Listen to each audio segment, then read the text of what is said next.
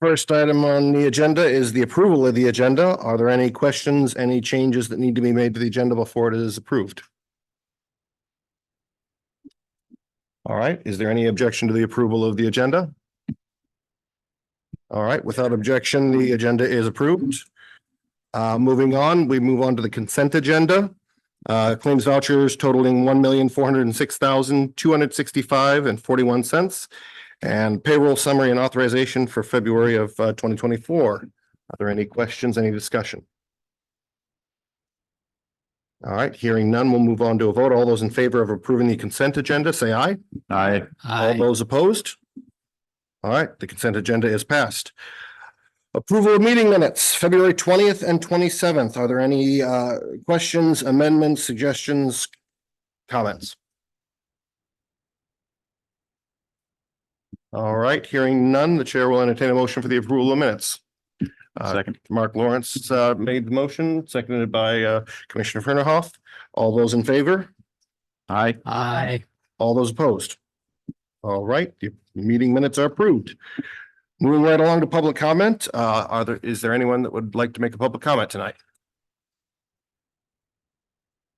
All right, don't see anyone online or in attendance, so we'll close public comment and move on to the fire chief's report. Thank you, Chair. Good evening, Commissioners, liaison, staff, and meeting attendees. I want to go to our first slide and talk about the retirement of Captain Jeff Klingelhofer. Captain Klingelhofer had 33 years of service, worked for 2 departments before he lateraled in 1998 to Fire District 1 as a firefighter paramedic. In 2005, he was promoted to captain, and he leaves our organization on February 29th of this year. He always brought a can-do attitude to every call that he went on, and he brought that can-do attitude along to his crew. Had a great reputation as a leader, and he's been instrumental in enhancing some of the safety and measures that we have to make sure that we're keeping care of our staff, and he served our communities very well. So please join me in congratulating Captain Jeff Klingelhofer on his 26 years of service to the RFA. We wish him a happy retirement. With every retirement at a rank, we have another person that's going to assume that rank, and we've got firefighter paramedic John Dorsey being promoted to captain on March 15th. Dorsey joined our organization in 2013 as an entry-level firefighter, and he was promoted to firefighter paramedic just a couple of years ago in 2021. So please join me in congratulating Captain John Dorsey, effective March 15th, to the rank of captain. Good job, John. Next slide. So, Commissioners, a reminder, we have a fire station open house, our neighborhood night at Station 16. That's Maplewood Fire Station 16 off of 196th Street Southwest. That is March 14th, and it's from 5:30 to 7 p.m. And hopefully we have better weather than we did at our last one at Fire Station 22. So fingers crossed. Next slide, please. Commissioners, I want to give an update on our volunteer firefighter support program. The pictures you see in front of you are 10 of the new recruits that joined the program. We welcome them to the organization. That brings our numbers up to 21 of our 24 budgeted spots are filled up. Another program update, the 8 personnel added from our last recruitment are now completed with their initial training and are now operational. So the program is doing well. And with this last update, I'm going to turn it over to Assistant Chief Isotelo, and we can take down the slide. Thank you. Thank you, Chief. Good evening, Commissioners and liaisons. So I have an update on the security conversations for the boardroom here. Through a very special connection at the City of Briar. Thank you, Ms. Swisher. I was able to meet with the police chief, Chief Hawley. He came up here and he and I discussed at length some opportunities to make this room safer for everybody that comes to the meetings, public and commission as well as staff. And so there was 3 parts to that. One was room layout. The second part was an opportunity to get some training from him for everybody. And then the third part is some emergency exiting plans and those type of options for us. So I brought that information back. I've met with Ms. Blankenship to get her input. And I also met with our IT team to make sure that we we're kind of going down the same paths and as you know, they're working on some IT improvements. And so all of those would fit and work as well with some of the options. So that being said, in discussing with Chief Hovis and Chief Eastman, I guess our ask would be for moving forward is if the board would entertain an ad hoc temporary committee. A couple folks at your discretion that I'd be able to work with and go over these ideas and these plans to help come to some decision for the board. So that's the update and staff's ask. All right. Is there anyone that's interested in serving on such a committee? I have Commissioner Teofilak, Commissioner Lawrence, and Commissioner Chan. Does anybody else want to throw their hat in the ring, or are we good with those three? I'm sorry, I saw you asking questions or what? No. It was, he asked if we would form an ad hoc committee to help review the security plans and work on that. Oh, no. All right. All right. Okay, well, then the chair will entertain a motion to form an ad hoc committee consisting of Chris Teofilak, Mark Lawrence, and Paula Swisher. I don't know why I do that. Apologies. To work with Chief Isotelo and the powers that be to define a security strategy, I believe is what we're looking for, right? Very good. Thank you. All right, is there such a motion? All right, and seconded by Commissioner Lawrence. All right, any further discussion? All those in favor say aye. Aye. All those opposed? All right, the ayes have it. Thank you. Enjoy your committee. All right, that concludes the fire chief's report for this evening, and staff would welcome any questions from the board. Thank you. Commissioner Chan. Well, Chief, I'm really happy that we got a 21 number. Can you tell me what, I know it's been a long time, maybe I haven't follow up on me. I know you get a lot of, what do you think that was the success in here? Getting a volunteer firefighter, what? They've been struggling for a long time. So. I think opening up some avenues of connection with our local fire science programs at North Seattle College and Everett Community College, I think has helped with that. Plus some of the EMT training programs as well. And just recruiting, frankly, from staff, having some connections out there and just when we'd engage with people at our events. We've had some staff members too that have, recruited or mentored some of the people that you see in front of you. I think they just are interested in helping out the community and joining the team. Plus commitment from staff and HR that we, want to make this program work. So I'm really pleased. I'm ecstatic by being Me too. get that the program. And also I can see a very age-wise and professional, diverse kind of a group. As any particular the background that they're attracted, but people in the college that want to be a firefighter. Yeah, some are from the community that just want to help. Some of them are interested in employment and some just are interested in doing something different than they've done in the past and are exploring ways to help. So it's a good cross section. Okay. And also a couple of weeks ago, I just flew other, what's a federal program that we're training here? What's a emergency, what do you call it? CERT? Did you talk about Yeah. CERT program? Program, yeah. Mhm. And I heard that they were up in Edmonds Mhm. a couple of weeks ago, and then although the mayor, they didn't participate. Who? Seanery was in there, or anybody else in here show up in that? Are you talking about the city of Edmonds and their emergency planning? Right. Yeah, there was, I know Leslie Hines was there. That's right, right? Chief Eastman, do you remember who else was there besides Seanery?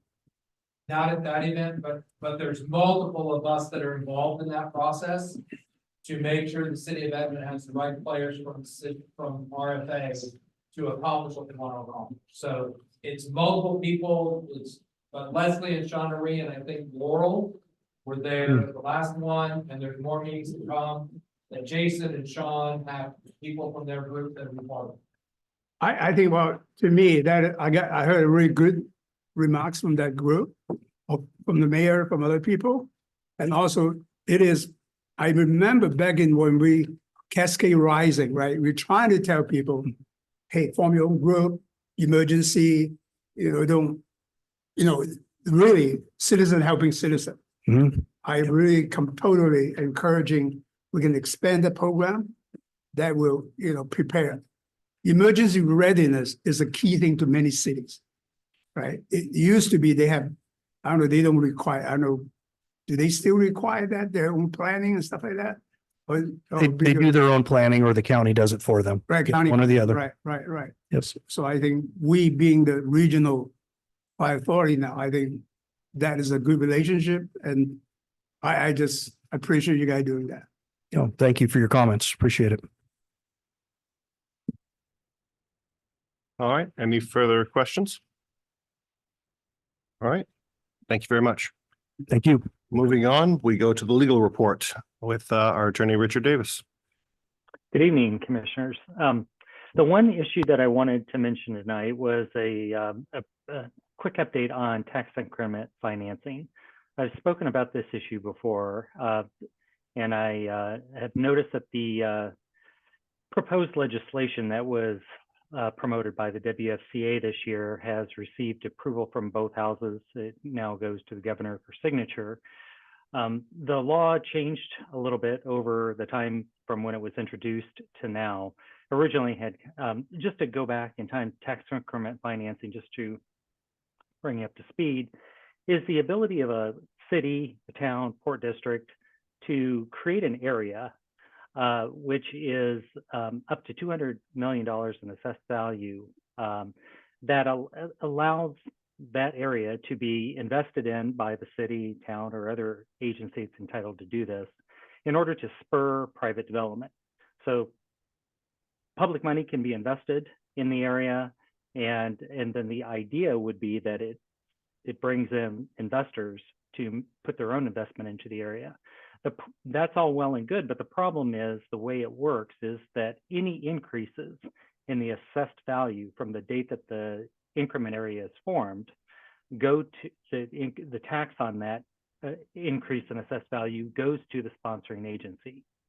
And so it's diverted from, in this case, if the RFA was faced with an increment area sponsored by a local city, then that increase in revenue due to increase in assessed value would go to the sponsoring agency.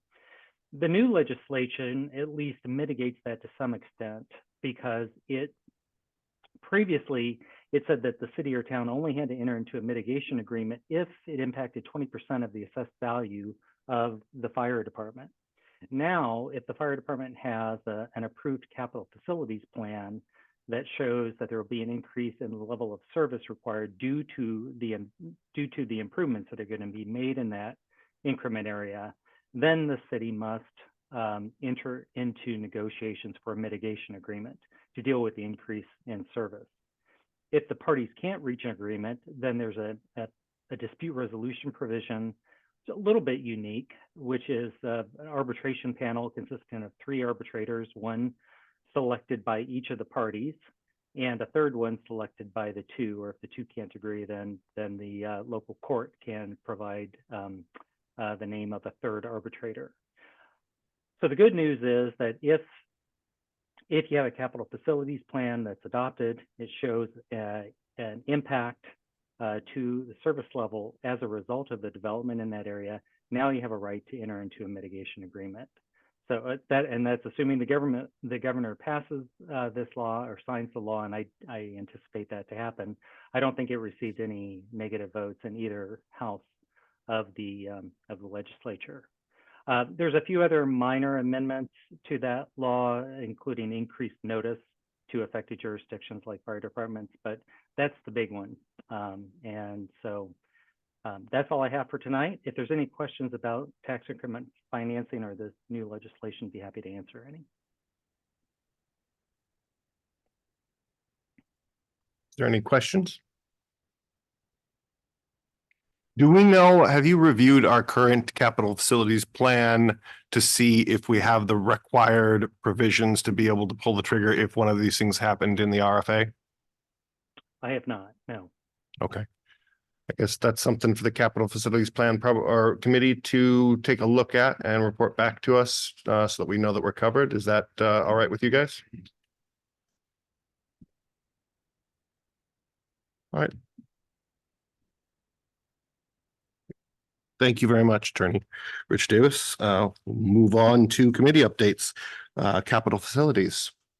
Oh, I'm sorry, Union Report. Sorry, I skipped down one. Union Report, Pat Moore. Yeah, good evening, commissioners, liaisons and staff. Start the report tonight with just kind of letting you know, we've got this stair climb coming up March 10th, and we've got 28 of our members that are going to be doing that, participating. And this year, they're going to be dedicating that climb to one of our own members' children that was recently diagnosed with cancer. So it's a kind of a near and dear one this year. Outside of that, we've got some members that are down in Washington, D.C. right now that are attending the legislative event. And they were up today, I know, meeting with state representatives. And then we've also got some other members down in New Orleans as well this week that are attending some training. So, and then in addition to that, I think you hopefully all have received, the union obviously took a vote a while back. The letter was recently sent to you guys with the disapproval of the dual roles of commissioners serving as commissioners and volunteers. And you guys have all received that. And obviously subsequent to that, there was some action taken by one of the commissioners that resulted in us filing an unfair labor practice. And so be looking to get that resolved here hopefully soon. Outside of that, commissioners, I don't have anything else to report unless you have any questions for me.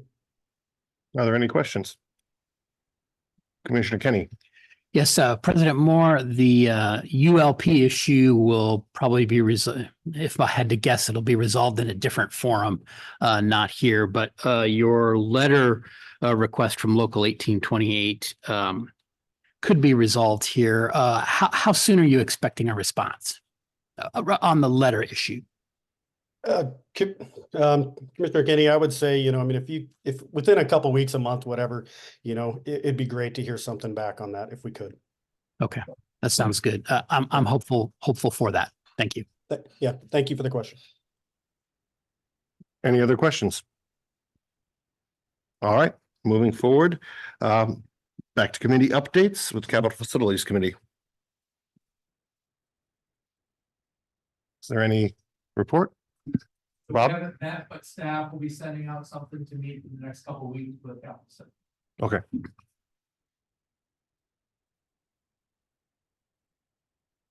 All right.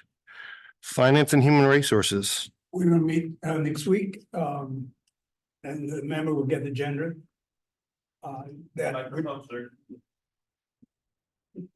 We're gonna meet next week, so the member should get a agenda. That's what we have agreed on, what the topic's gonna be. All right. Intergovernmental, Commissioner Wittes. We had two items that came up. One was a Mukilteo annexation, and the other one's a fire marshal's situation. And well, that's on the agenda, so they'll bring that up and talk about it. Everybody got the information on the annexation that's out there. It's pending. It's a new way of doing annexations. It's a new law, just a couple of years old, that is able to annex if you just have the agencies that are affected agree. So if everybody sits down, meets, agrees to it, it becomes annexed. I said in the memo there, one of the concerns I have with that more than anything is there's no public input. However, so we're in a situation now, and you see in the memo that we have to say that we want to join in to the interlocal agreement to have the discussions to do that. At any time, we can get out of that if we want to. We can say no to it and all this. If we do not get into it or request to become part of it, we'll never have a say in it at all. So they can do whatever they want. We can't argue it after that point. The reason why it's come up kind of fast is it's only a 30-day notice to find out that we have to go ahead and say we want to participate in it, which puts us down to this meeting pretty much. Now, if we could do it in the next meeting, but then we'd have to have a special meeting at the workshop instead of just having a workshop. So what we're requesting basically is to have permission to board motion to say we want to be part of the interlocal agreement and have those discussions. And again, we can go ahead and say no at any time. So there's not a problem to it. The other thing I like about that is we can go ahead and it causes a forum that we can start meeting with the city. Kind of forces our hand to be able to do it, forces them to meet with us. Again, it's a small annexation. It might not be anything into something we can talk about at the workshop. I'd like to put this, the whole annexation issue to the workshop as far as the future ones, what's coming up. They're going to start again. I mean, that's just way of life. How do we do it when it's a city that's in the RFA? You know, maybe nothing, maybe we just support it. But so what I'm really looking for is a motion to go ahead, or for somebody to do it, the chair, the motion to go ahead and enter an interlocal agreement with Mukilteo for the annexation. Can I ask a question before the motion? Yeah. Yeah, when is it 30 days? The 15th isn't, Yeah, it would Yeah. be the 15th since last month was 29 days long. So on March 15, we need, By March 15th, we need to let them know that we would like to be part of the discussion. okay, so somehow I thought it would be on the agenda today, not on the committee meeting. well, we just had it on there instead of putting the agenda. This just came out and that's when we came out with the thing. So the memo went out, what, Friday, I believe it was. Yeah, It was corrected. Thank you very much today. She needs to help me out once in a while. And so that's why it was for today. yeah, I thought it would be better next time, put it on the agenda as a separate item rather than come out from the committee report, but so there I'm well. So the question is 15, so if we change it a special meeting for next week, that means it will be a regular meeting and recording or just still a workshop? If we do any action next week, it's got to be recorded and it's got to be a special meeting. Okay, but we can't take I gotta look at my calendar here, but we don't need to take the action until the third meeting? No, the third meeting's too late. So in order to do it, we'd either have to do it tonight or we'd have to call a special meeting for next week. Okay, so we can make a meeting tonight saying we're joining, but then we can follow further discussion next week. Okay, Not just that one, but all annexations where we. yeah, I do have a lot of questions. Yeah. So okay, I will yes, and then I have a very strong And again, discussion, through right. interlocal agreement, we can sit there and disagree with them and yeah, whatever, because I still need a lot of answer before I really Right. go I into think it. we all do. Okay. Thank you. Anything else? Richard? Any further questions? Nothing to add? Attorney Davis? No, again, we just need the motion tonight. That will be plenty enough time to get back to the city and let them know we'll be part of the process. That's all. I will go ahead and make the motion that we contact the city and we indicate that we would like to discuss this interlocal agreement more and be part of the process. Second. All right, seconded by Commissioner Wittes. Is there any further discussion, debate? Will we have more discussion about the general issue at next week? That's what I'd like. Tuesday's, Yeah, Good. okay. meeting, Not just Mukilteo, but all of them in general. but specifically Mukilteo. Specifically. Yeah. that. Okay, good. It will be a workshop. I'll save my comments for Okay. that then. All right. Okay, all those in favor, say aye. Aye. All those opposed? All right, we'll get that process started. Thank you. Anything further? You said there were two things from intergovernmental. Mukilteo They got and the other one on. the fire marshal's one that's on the agenda. All right. Snow 911, any updates from there? No updates, but I believe we're meeting this week. Is it the 13th or not this week, but this month? Is it 13th, chief, that you have for your calendar? Thought it was the 14th, but yeah, Okay, 14th. we'll be there. Okay, thank you, sir. No other comments on the committee. All right. That moves us into unfinished business. We're going to talk about the fire marshal and prevention duties for discussion. Assistant Chief Bob Eastman.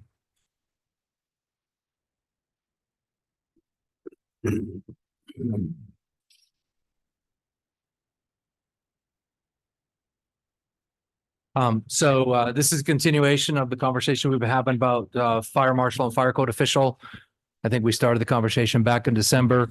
In your packet, page 41 through 54 is a brief agenda bill, and then it's the draft ILA. I want everybody to know that the draft ILA has not been this is our side of the draft. It has not been vetted or reviewed at this time by the city of Montlake Terrace. We wanted to bring it to intergovernmental, which we did last week, Thursday. And the hope is that when we have the conversation tonight, if the board is in concurrence, that we will I will reach out and get the draft document to the city manager of Montlake Terrace for their eyes to get on it. And then can have the back-to-back dialogue to make sure it's meeting all their needs. That'll probably take a little bit of time for us then to bring it back and hopefully have a formal agreement or bring back with the edits and suggestions from the city of Montlake Terrace on that. So that's a little bit of the background. I'm going to let Chief Anderson, him and his team, along with Richard and his team, are the ones that actually drafted the ILA, and I'll let Todd kind of take you from the departments they looked at that were RFAs that deal with this, and then where we ended up in the ILA. So with that, Todd, I'll turn it over to you.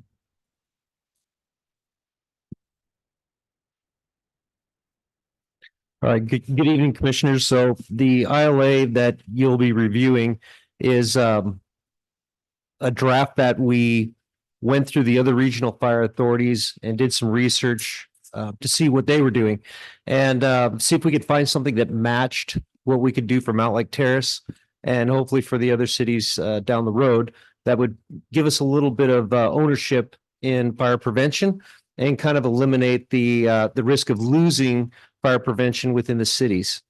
So, and in particular, the cities right now, that's our main focus, and we're not dealing with the county portions of the RFA right now. So, to start with, the one that I reviewed that made the most sense, and I think fit a description that legal would use for exchange of service was the Renton RFA. So, as we reviewed that prevention document, we used a lot of what they did and to put it into this document. So basically you're exchanging fees for service and rented space or exchanging space, office space, some use of equipment for service. And it's important to recognize too that for a long time in our ILAs, we've had investigations part of that charge or part of the exchange for service. And what we found out through our research was that that's really ours.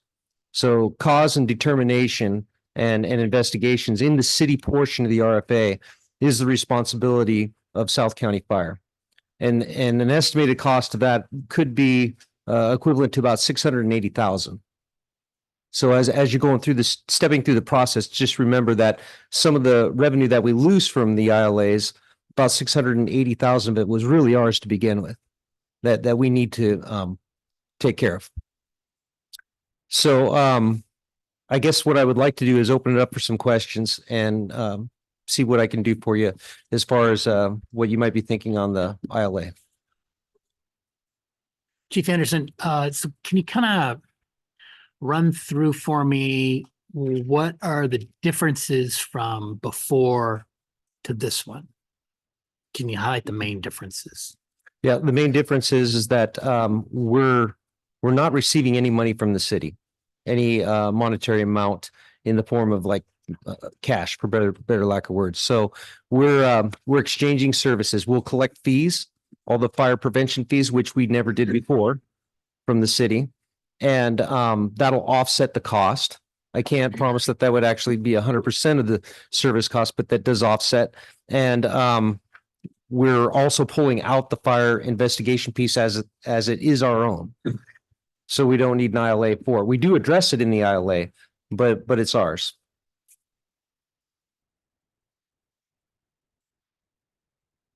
So the fees are for These are for permits. They're for plan review. They're for inspections, annual, and permitted inspections as well. And what authority does the city maintain through like the code official, or I'm not sure the right name for it, but essentially city authority for some of the planning and approval pieces outside of the fire investigation work? So they're more intimately involved with like plan review and the whole process for new construction. So the building code official does have authority over that. And we would be working in partnership, no different than we are now. Okay, so that piece seems to be the same before and after. Correct, correct. So fire investigation piece that's different, although the work that we're doing is the same. We're just paying the full freight for it now, and the city is not, That's correct. because that's our work as opposed to their work that they're paying us to do. Exactly. Okay. All right. All right. I think I've got the essence of it. Thank you. Is there anything else that you want to highlight about it? I think it's important to know that I feel like since I've been in prevention, this prevention's been at risk for the fire authority. We're constantly on the edge of losing this work. But I think reworking these ILAs and putting a little bit more skin in the game, as you might say, for this, I think it gives us an ownership. It gives us a place at the table to discuss adoption of code and everything else, which we've had a great working relationship with these cities. And I'd hate to lose that. And it goes farther than just prevention. Our deputy fire marshals having office space in those cities, they interact with the governances, they interact with the building official every day. They're an actual physical presence for us, and they do a really good job. I can't say enough of how much work they've actually done for the cities. We've been very understaffed for a long time, and they take on a large workload and no complaints. So my hat's off to them for that. I would hate to lose that liaison to the cities and lose the work that prevents that holds public safety and the safety of our firefighters at the highest standard. Do you think this will stabilize things more? 100%. Yeah, definitely. And then, so I'm just thinking about for a plan review and that piece of the work, I could see more of it in the future as things go up in Mount Lake Terrace, specifically for this one, but I'm thinking also of Linwood. As things go up, bigger buildings, taller buildings, more plan review, more complexity. And so we may need more ability to staff that piece of it. So I'm not sure if there is a more need on that side of it. Is the city paying for it? Are we going to negotiate that? How does that work if there needs to be a surge of more services there because there's essentially more construction? Well, I know in the ILA, it addresses anything above and beyond we can negotiate. So, I mean, the option's always there. It doesn't make a demand on the city that they have to, but we can enter in that discussion at that, when we need to do that. Okay. So Commissioner Ken, I can add, if it's fee-based, so if there's more plan reviews to be done, there's more work that we're doing and there's more fees that come in to compensate for that piece of work through the fee schedule. The challenge is because those ebb and flow, and one of the things that we're still, from an organizational perspective as we do this, is how do we deal with the ebb and flow? Because it doesn't always make sense if you're going to have a 3-month or 6-month peak in work for those folks to do. Doesn't always pay to hire people to do that work, right? And so some of that we're still working through, right? We know, for example, in the city of Mount Lake Terrace, they currently have a half a fire marshal. Fire Marshal Sherman does great work in the half a day he's there per day, or half a day per day. They wanted to be at one person. And obviously we had the conversation about the cost affiliated with that and not. That's something we'll have to balance administratively. And I don't know exactly what that could look like. There's overtime components that we could deal with that and not hire an FTE, keep them on the payroll forever. And that will ebb and flow depending on, the cycles of construction, the cycles of work in that regard. The other side of it is, as we look at ongoing business inspections and what does that look like, they know what that is. And some of that is some of the fine detail conversation we'll have with the cities about what that looks like, because most people don't charge a fee for business inspections in our RFA. The city of Mill Creek is about to start doing that. So every time we go do an annual business inspection, or periodic inspections, how they go, there'll be a fee affiliated with it. Right now, the city of Mill Creek's imposing that.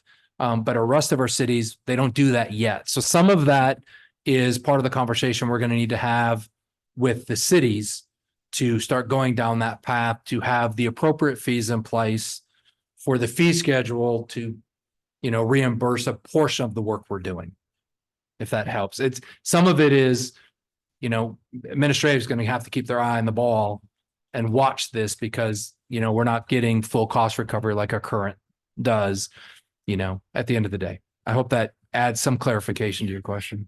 And the money and the surge of potential of work and employees, it's all important.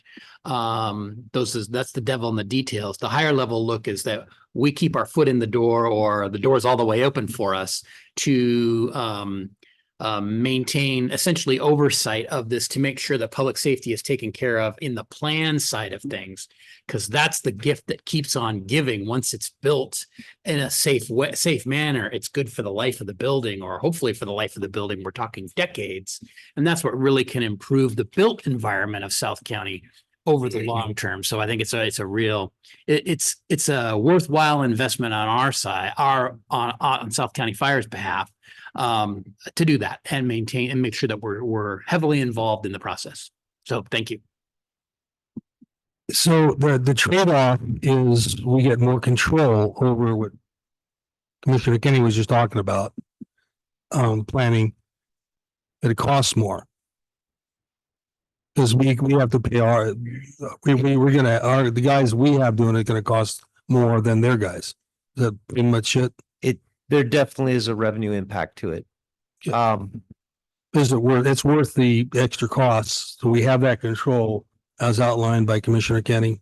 The other thing, Commissioner Lawrence, is it keeps us in that game, right? In the It game. keeps us, Yeah. it keeps us in the fire code work, Right, exactly, right? yeah. Where currently in the current methodology that we've used, Yeah. the cities, I mean, the dollar amount is enough to where the cities currently with the city of Montclair Terrace don't want to pay what we historically have done.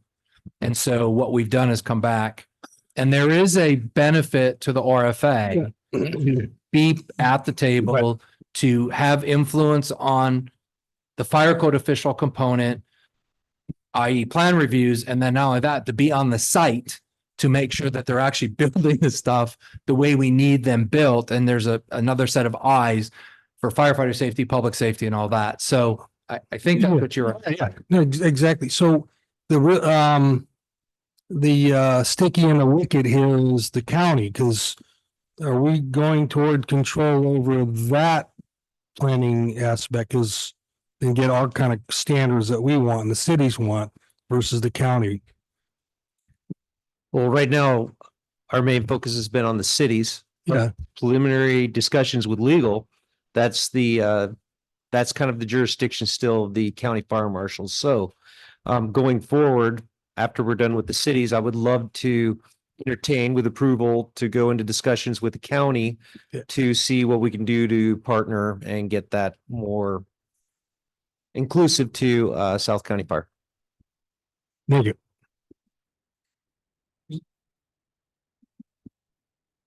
Is that really possible? Because county, besides us, there's another county that would be inconsistent with the old county rule, right?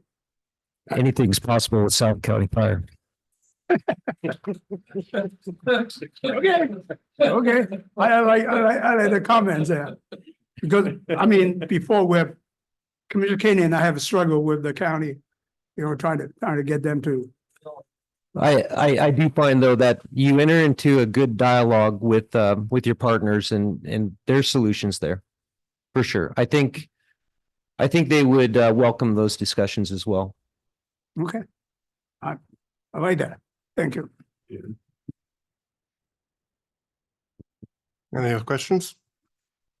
I have one. How much estimate over the last 2-3 years would those fees be over per year, so that we can have kind of just rough numbers? If it was just the cities, Let's just talk the one that's on the table right now for Mountlake Terrace. just Mountlake Terrace.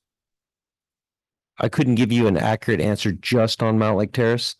That is, I mean, like we discussed in InterGov, that's 815 inspections, annual inspections per year. And I would say the accurate amount of about 10 to 20% of permits and plan review and everything else. I couldn't give you an accurate number. I know just the city portion, the cities altogether, I would range from probably about 400,000 or so to 450.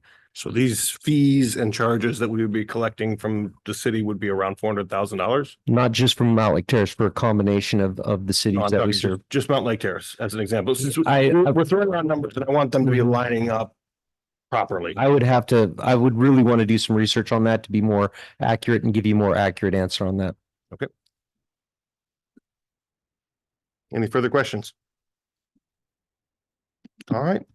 So before we go, so staff's intention is tomorrow to get the draft copy to the city of Montlake Terrace and let them review. And hopefully the process we will, I think the city of Montlake Terrace, and I'm looking at Jesse because we've had some conversations. I think the city manager's looking forward to getting the document. And I would anticipate that we'll have a very good, and I'm gonna say positive dialogue. And I hope that we don't let the grass grow.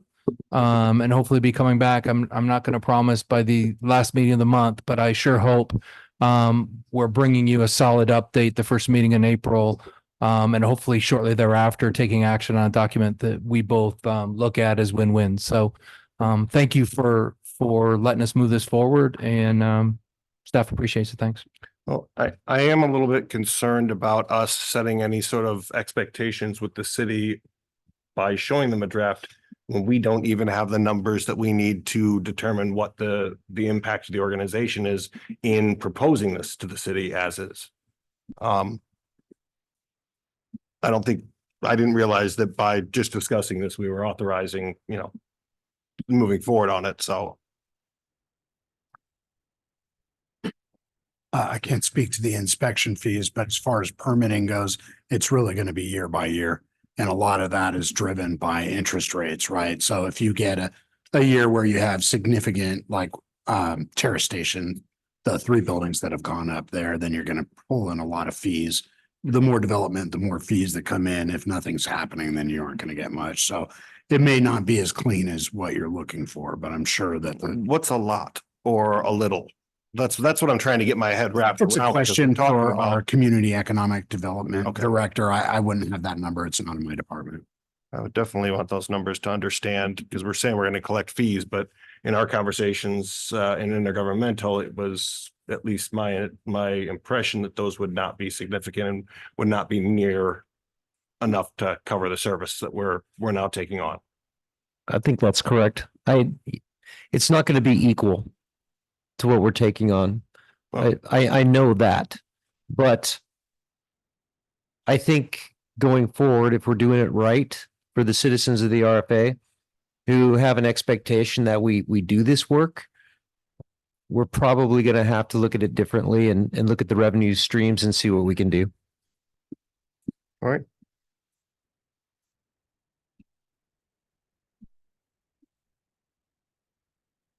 Moving on, commissioner comments.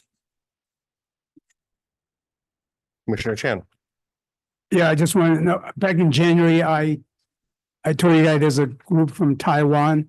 They come in for kind of training, go to Harborview, because that's the first trauma center, and also in Shoreline Station. And I just realized that Chief Maxwell was so humble. He was teaching, we tell them what, from all different country, the closer to him.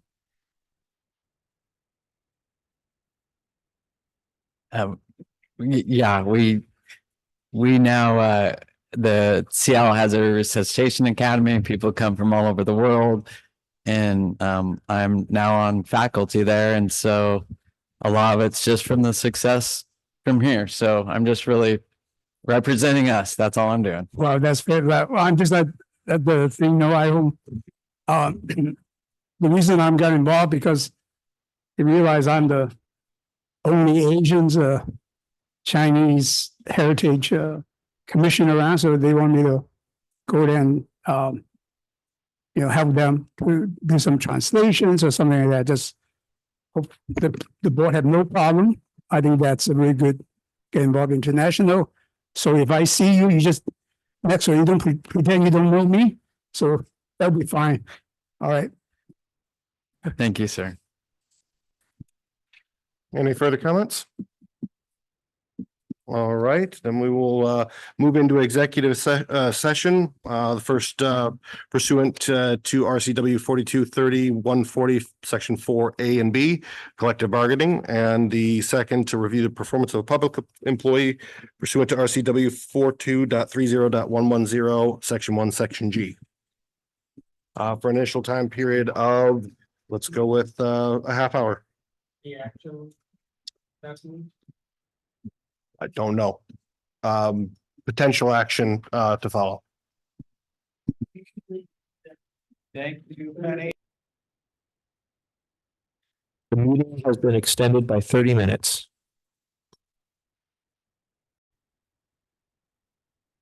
Executive session has been extended by 30 minutes.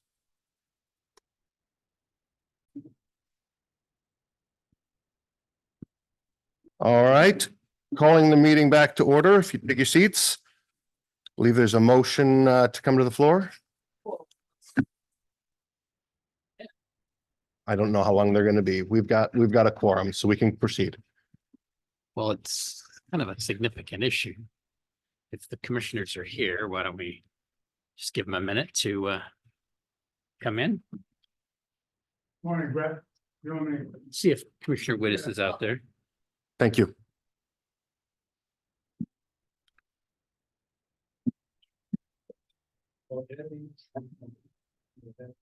All of you.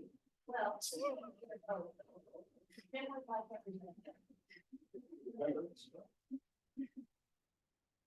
He came dark. Did he leave? I know. He was. I didn't see what all came in the room. Yeah, I think he ducked into the little boy room. That was my, We are, all right. gentlemen, we are live and recording. Please take your seats. Strike the thing I just said. Can't be done.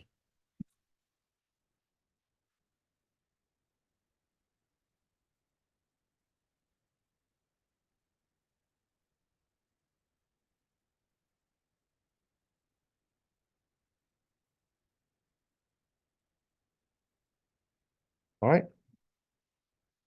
Commissioner Kenny? Yes, thank you. Coming out of executive session, I make a motion that the board deny the DeVos grievance appeal and affirm the decision of the fire chief. All right, a motion has been made. Is there a second? Second. Seconded by Commissioner Fernahoff. Is there any further discussion? We move to a vote. All those in favor say aye. Aye. All those opposed? All right, motion passes. Is there any further action to be taken? All right, then unless there is an objection, we are adjourned. Thank you. Diggity dog.